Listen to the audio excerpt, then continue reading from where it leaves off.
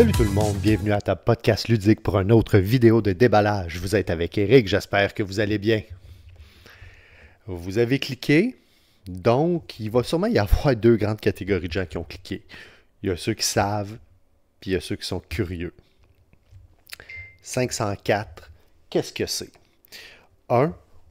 Ici il y a un nom qu'on remarque, Freedom and Freeze. Freedom and Freeze, j'en ai parlé un petit peu lors de ma grande présentation de FiOM. Je vous encourage à aller regarder ça un coup que vous aurez fini avec le déballage ici. C'est celui que je définis comme étant souvent le fou un petit peu là, dans son développement. C'est le gars qui pense champ gauche. On ne sait pas, c'est-tu un génie ou c'est un gars qui fait un peu n'importe quoi, mais il arrive toujours avec des produits intéressants. C'est le gars qui fait des jeux verts, donc à peu près tous ses produits sont verts, et étant allemand, généralement, les noms vont commencer par la lettre F. J'ai pas fait d'allemand depuis longtemps, mais je crois que 5, en anglais on pourrait dire c'est 5, mais je pense que c'est 5 en allemand, donc encore là, ça commence avec un F. Pourquoi un F? Ben Freedom and Freeze. Donc, quand je vous ai présenté FiOM, donc FiOM commence par F, et un de ses jeux les plus connus, c'est un jeu que les soloistes généralement aiment beaucoup, pas moi, qui sera vendredi, donc Friday en anglais, et je mettrai le nom là, pour le nom allemand, là, ça fait trop longtemps que j'en ai pas fait. Donc, qu'est-ce que c'est 504? 504, c'est vraiment une expérience. Donc, j'ai été me chercher ça, pas en me disant que je vais avoir la meilleure expérience de gameplay, mais parce que je suis curieux de savoir qu'est-ce que cette production-là va offrir. 504, c'est que cette boîte-là, en concept, contient 504 jeux. On ne s'attend pas à ce que ce soit 504 merveilles, surtout avec des composantes partagées. Mais lors du déballage, là, on pourra découvrir ensemble comment c'est supposé être monté. Mais c'est censé être un livre qui va permettre de faire des mélanges entre le setup, genre la façon de jouer, et puis les conditions de fin de partie. Et tout ça un peu en mode mix and match avec du matériel qui sera partagé à travers les différentes dénominations. Je pense que j'ai fait le plus gros là, de la présentation que je peux faire avant d'ouvrir la boîte. Avant de tirer dessus. Ah oui, puis by the way, c'est un, vous l'avez vu là en introduction, c'est un déballage usagé, donc il n'y a pas de cellophane, rien, peut-être des marques d'usure. On va découvrir ça ensemble. Avant de tirer le couvert, hop, on va peut-être regarder ensemble qu'est-ce que ça contient. Généralement, on peut avoir la chance d'avoir le descriptif des composantes. Oh! Relax avec le zoom in. Donc ici, on va avoir 61 tuiles. Déjà, c'est quand même pas mal là, pour des jeux à tuiles. 160 cartes. Pas loin de 300 pièces de bois. 421 jetons cartonnés et bien d'autres choses. Ça a comment je dirais ça? Ça a le contenu, si on fait juste regarder les métriques d'un produit Kickstarter, mais pour quelque chose qui va nous permettre, moi je vois ça presque comme étant le jeu des prototypes. Donc, si on est intéressé au design de jeu plus que à jouer, je pense qu'il peut y avoir quelque chose là qui peut être bien le fun à découvrir, bien que je ne m'attends pas à ce que ce soit une grande merveille. On a assez parlé, on rouvre ça. On va mettre ça ici. Haute tension, le jeu de cartes qui n'a pas été très bien reçu. D'ailleurs, Power Grid, j'ai fini par le vendre parce que jouer en solo, c'était un peu clumsy. Un peu maladroit. Le livre des règles. Je vais peut-être essayer là, de vous amener ça un petit peu ici. Donc, qu'est-ce que ça peut avoir l'air? Ah, et puis c'est rare pour moi. Oups, le zoom, un petit peu de misère. On l'a tué. Ouais, on l'a eu. C'est rare pour moi, jeu en français, j'ai trouvé une copie en français. C'est sûr que on veut protéger notre langue, elle est précieuse. Puis matériel traduit, on apprécie beaucoup. Par contre, des fois, ma crainte, c'est que la traduction soit peut-être pas tout à fait juste. Surtout si on part d'un livre qui part de l'allemand, qui s'en va à l'anglais, qui s'en va au français. Ma crainte, c'est toujours qu'il y ait une partie de la justesse de la traduction là, qui a été perdue et que ça rende le livre des fois plus complexe à comprendre. Qu'est-ce que ça peut être? Je vais vous ouvrir ça un petit peu. Comme ça. L'ensemble des composants, je crois que ça va me prendre un certain temps trier tout ça si on se fie aux métriques qu'il y avait derrière la boîte. Ça a l'air d'un livre assez dense, mais quand même plus illustré que ce qu'on est habitué avec les productions de Zweierspiel.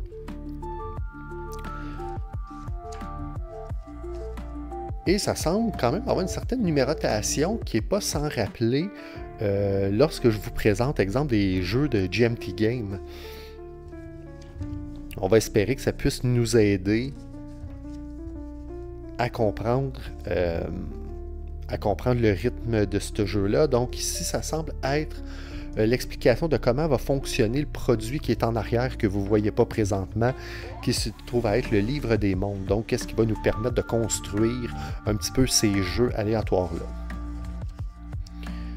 Et ensuite, ici, ça je comprends, je ne sais pas si on le voit, la caméra, l'enlèvement et livraison. Enlèvement et livraison. Pick up and deliver. Je crois qu'ici, nous aurons les règlements généraux pour chacun des modèles, ou des modules. Donc, on a Pick Up and Deliver, donc enlèvement et livraison. Les éléments de course, de privilège. Je ne sais pas qu'est-ce que ça peut être. C'est-tu peut-être pas Area Majority. J'essaie de voir qu'est-ce que ça peut être en termes de mécanique de jeu, privilège. Militaire, donc on peut peut-être présumer des conflits.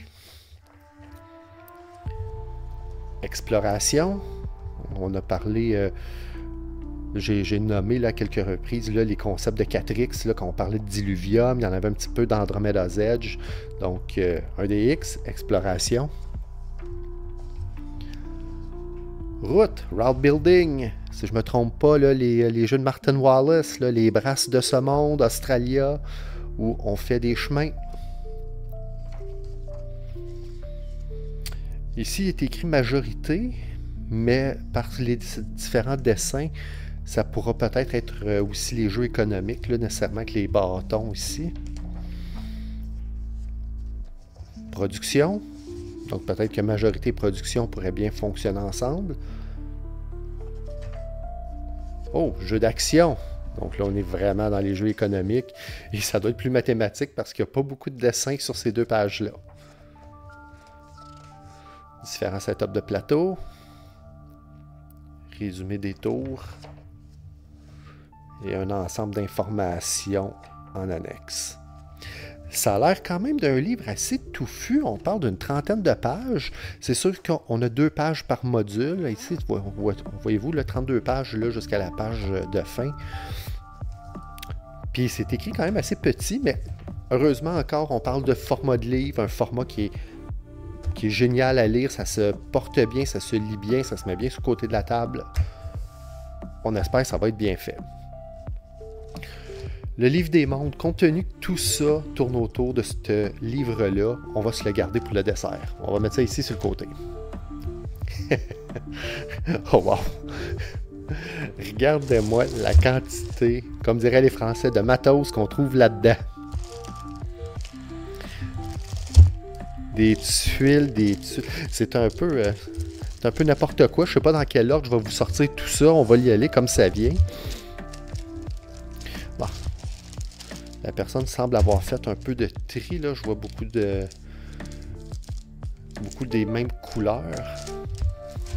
On va prendre ceux-là, voir un peu la qualité du carton, des tuiles. Pas très épais, mais très rigide, très dense, très compact. On va regarder, voir comment que ça peut Est-ce que ça s'intègre bien?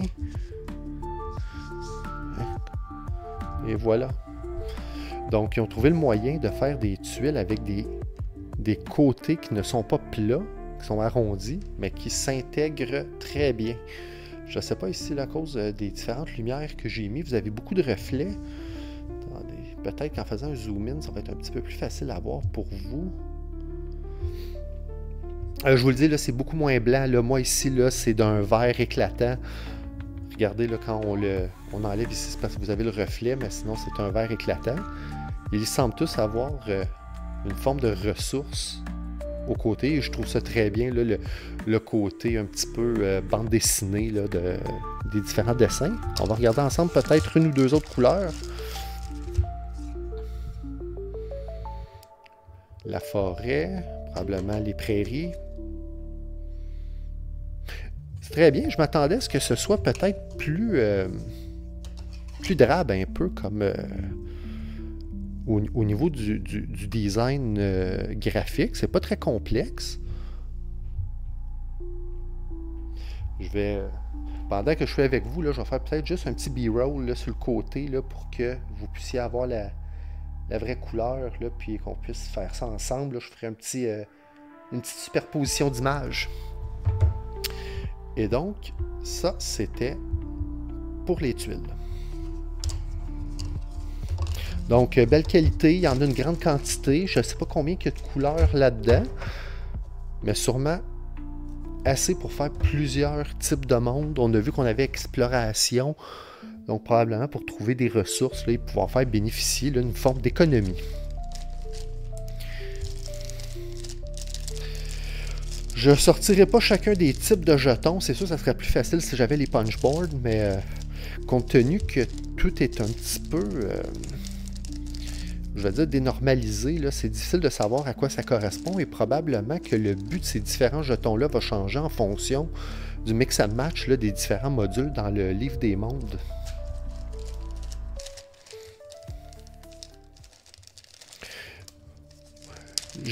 Au niveau de la qualité, là, on ne le fera pas tout le temps, par contre, parce que c'est pendant toutes les mêmes punchboards. Je pense qu'on ne le voit pas à la caméra, mais il y a un petit fini tressé dessus, là, donc un peu comme les cartes Linen Finish. Encore là, le carton, il est mince, mais il est dense. Exemple, je trouve que c'est de meilleure qualité quand je parlais là, lors de Fireum de la qualité de certains des jetons. Ça me semble de meilleure qualité. Donc, est-ce que c'est parce que je crois que dans ce cas-là, généralement, c'est Rio Grande Games qui est l'éditeur, là, ou ouais, je pense que c'est ça, l'éditeur des versions françaises. Non, c'est vrai, c'est les versions plus américaines. Edge, c'est pour la francisation. Donc, est-ce qu'ils ont augmenté la qualité des composantes à leur maison d'édition? C'est peut-être ça qui fait en sorte qu'on finit avec du Linen Finish. On reconnaît là, les différentes bouilles. Donc, puis ici, on a vu, là, tantôt, on avait la forêt, là, ici, on a du bois, donc probablement les jetons qu'on va pouvoir ramasser allant sur les différentes tuiles.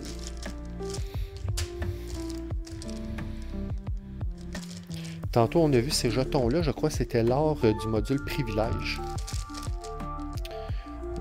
J'ai aucune idée à quoi ça fait penser, à part peut-être des bunkers si je jouais à un jeu militaire.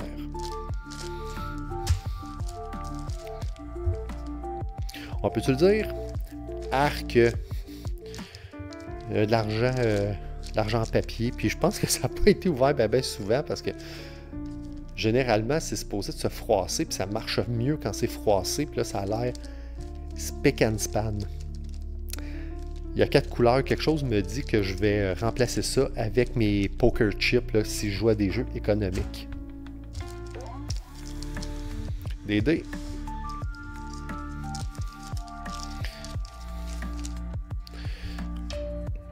D'un bois qui n'est pas très dense, arrondi pour mieux rouler, gravé, roule bien. Parfait. Évidemment, vert comme tout le reste. Aïe, aïe, aïe. des jetons. Il n'y a pas rien d'autre à dire. Oh!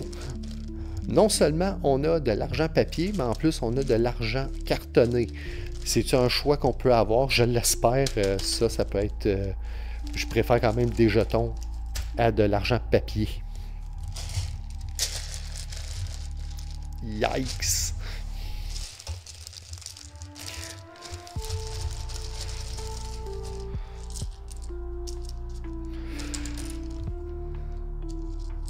Je crois que va falloir dans cette production-là qu'on fasse beaucoup d'abstraction. Probablement que ça a toute une raison d'être qui va changer d'un des choix de jeu à un autre, puis à un moment donné, un carré, ça sera peut-être un village. Dans un autre cas, ça sera peut-être une armée.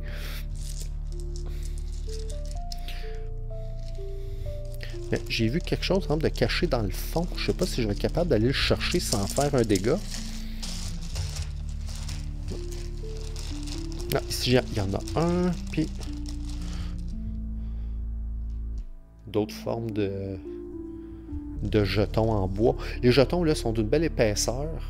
Ils semblent bien peinturés, ils semblent pas mal coupés, donc encore là, bravo au niveau de la production. Ici, ça ressemble soit à un petit chariot de train, là, ou peut-être un chariot minier.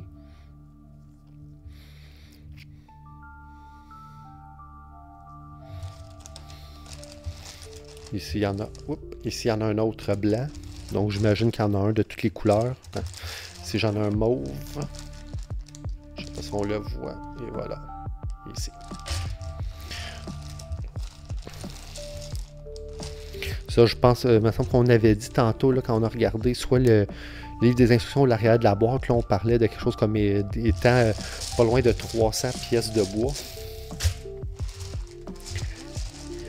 Les fameux Meeple Zweifspiel. Donc, on en a parlé aussi lors de Fire Emblem, là où je demandais aujourd'hui, maintenant, les formes des Meeple ont été différenciées. Pourquoi? À cause de la question là, de ce que j'appelais la Maggie Simpson, sur lequel dans certains milieux juridiques, dans certaines juridictions plutôt, là, donc on pourrait dire certains pays où il y a eu des poursuites pour l'utilisation et du mot Meeple et de la forme qui vient du jeu Carcassonne.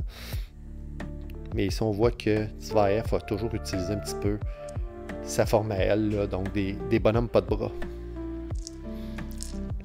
On reconnaît la forme. C'est bien correct, ils se tiennent super bien en plus. Donc, quand on les met debout, ils n'ont pas de problème d'équilibre. Donc, on en a un plein sac de plusieurs couleurs.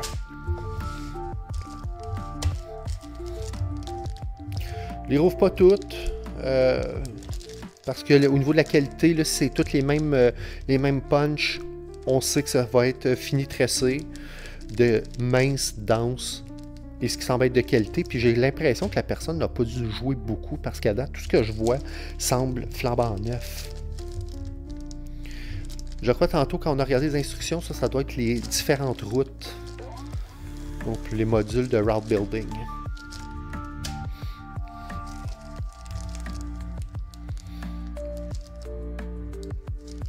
Exploration. Un bateau. On va peut-être pouvoir recréer le film Jaws. Fait que des petits jetons d'exploration. On va faire les cartes après. Probablement simplement des plateaux de jeu. Ça semble être les couleurs là, des différents joueurs.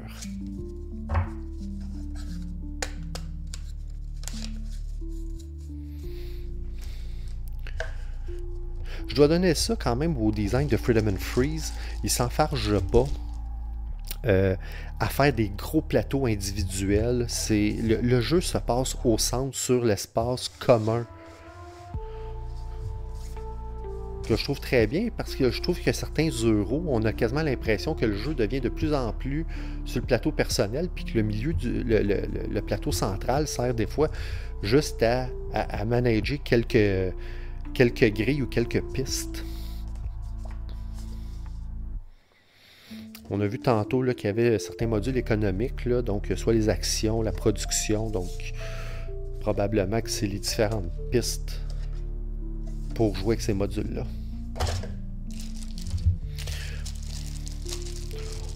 On a 2 paquets de cartes.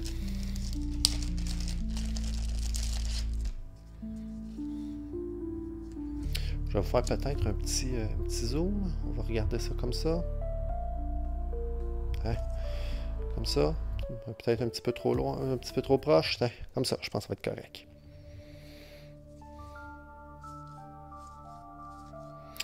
Je vois des différents dos ici. Ça a l'air d'être des pouces. Ici, on a des plus.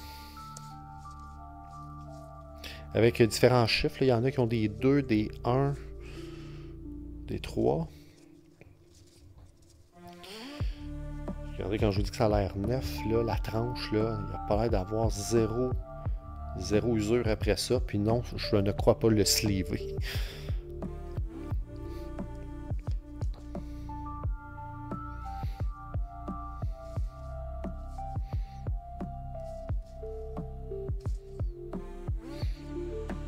Ça a l'air d'être un peu n'importe quoi quand on regarde ça. Des fois, c'est des tuiles. Des fois, c'est du déplacement. Donc, j'ai comme l'impression que les différentes faces vont dicter quels paquets vont être appelés à être utilisés selon les modules qu'on va choisir. Les cartes très standard, pas tressées.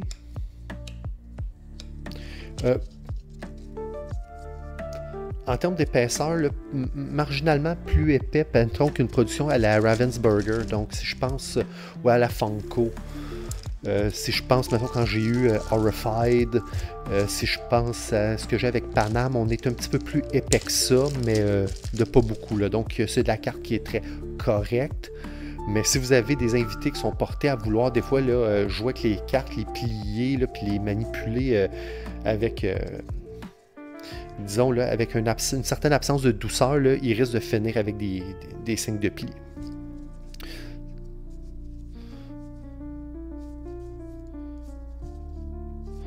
Ça a l'air d'être les couleurs qu'on a eues tantôt avec les plateaux joueurs. C'est une reprise du Monsieur de Monopoly, ça?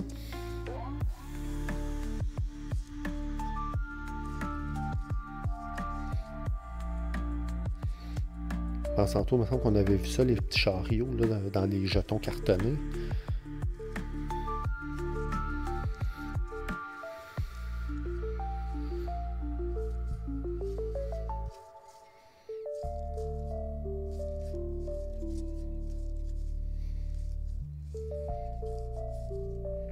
Il n'y a pas grand-chose à dire, évidemment. Généralement, les orientations graphiques des jeux de Freedom and Freeze, c'est pas extraordinaire. Je dois dire que celui-là semble être quand même au-dessus de la mêlée, mais vu la nature de la production qui est une abstraction un peu de tous les styles, bien évidemment, il n'y a rien sur les cartes qui est très explicite en guise graphique. Donc, j'ai pas beaucoup de commentaires à dire, à part que ça a l'air d'être, comme diraient les Anglais, serviceable.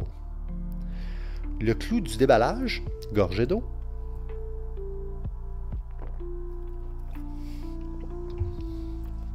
Le livre des mondes. En théorie, c'est cette patente-là qui va driver le show de tout le reste. Wow!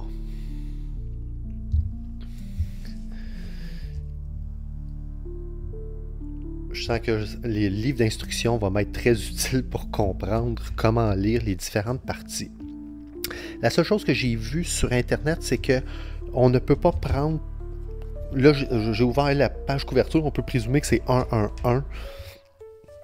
Et je crois que c'est pas possible d'utiliser 3 fois le même module. Je crois qu'on est obligé de faire un mix and match pour que tout ça fonctionne. Mais l'idée, c'est de dire que le monde des itinérants, enlèvement et livraison. Donc, ici, là, je vais jouer là, un peu avec le zoom. Là, vous allez vous promener un petit peu avec moi. Ici, vous avez enlèvement et livraison, donc qui devrait être le pick-up and deliver. Ben, je pourrais le mélanger avec un module de course et un module militaire. Et là, je me retrouve à avoir un jeu. Et je crois qu'il donne tout un nom. Ici, c'est le monde des itinérants pionniers ayant une prédisposition à la violence. D'accord. Ça fait un petit peu dystopique, là, les itinérants avec une prédisposition à la violence. Là, on va sortir les films de style, c'est quoi, Escape from New York. Et donc, probablement qu'on va avoir le setup, la façon de jouer et la conclusion, où ça va être quelque chose un petit peu dans ce genre-là, mais la façon qu'on a flippé les pages va déterminer dans le fond, ça va être quoi les règles du jeu? Ça devient le livre de règlement, mis à part ce qu'on a vu, là, les règlements de base qu'on a vu tantôt dans le livre. Et ensuite, on pourrait dire, je vais essayer d'en trouver un qui n'a pas pire. On va faire un jeu de route building. Route et pick up and deliver, je pense que ça pourrait être intéressant. Et voilà, avec de la production. Et comme vous voyez là, on a tous les modules comme ça dans chacune des 3 étages. Et là, il faut s'amuser à faire des mix and match des différentes règles. Je pense que ça peut donner là, des choses qui sont un peu maladroites. Certains disent que ça peut faire penser là, aux vieilles cassettes de jeux style à la Nintendo, là, quand ils disaient 100 jeux là, sur une cartouche, puis c'était pas tout des merveilles. Mais je crois que comme exercice de style, puis je l'ai eu à très bon prix, là, on ne se fera pas de cachette que j'aurais pas payé plein prix pour ça. Mais moi, c'est quelque chose là, auquel je suis curieux d'essayer et de vous revenir lors d'un des podcasts. Et c'est ça, tout le monde qui met fin au déballage de 504 de Freedom and Freeze. Merci tout le monde de vous être joint à moi et on se voit très bientôt à table. Musicon, salut là!